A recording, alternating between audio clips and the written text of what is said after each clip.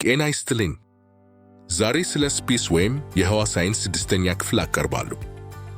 በክፍል 5 ባለ 3 አቅጣጫ ወይም ባለ 3 ዳይሜንሽን ተረድተናል።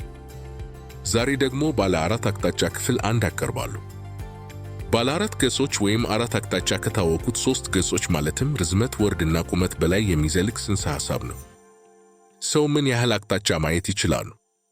ሰዎች 3 የቦታ አቅጣጫታዎችን ማለትም ርዝመት፣ ወርድና ቁመት ሊገነዘቡ ይችላሉ። እነዚህ በዕለት ተዕለት ሕይወታችን ውስጥ የምንለማመዳቸው የቦታ ገጾች ናቸው። በዙሪያችን ካለው ዓለም ጋር እንድንሄድና እንድንገናኝ ያስችሉናል።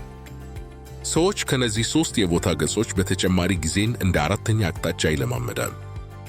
ይህም በተለምዶ በፊዚክስ የቦታና ጊዜ ቀጣይነት ከአውድ ውስጥ ተጠቅሷል። ጊዜን ልክ እንደ የቦታ ገጾች በተመሳሳይ መልኩ ባናየውን ጉዞውን እንለማመዳለን፣ እንድንለካው እንችላለን። ስለዚህ ሰው 3 የቦታ እና 1 የጊዜ በአጠቃላይ 4 ገጾችን ሊገነዘቡ ይችላሉ። ጊዜን በቀጥታ በስሜት ሕዋሳት ተሞክሮ ሳይሆን በጽንሰ ሐሳብ ይገነዘባል። እኛ ሰዎች የ3 ገጾች ፍጥረታት ነን። ባለ 2 ገጾችን ሁላችንም ማየት የምንችለው የርዝመትና ቁመት ገጽታ ሲሆን፣ ሦስተኛው ጥልቀት ግን አእምሮችን የተማረው ብልሃት ብቻ ነው። ስለተከታተላችሁን ያመሰግናለሁ። በቀጣይ ስለ 4 አቅጣጫ ክፍል 2 እናቀርባለን።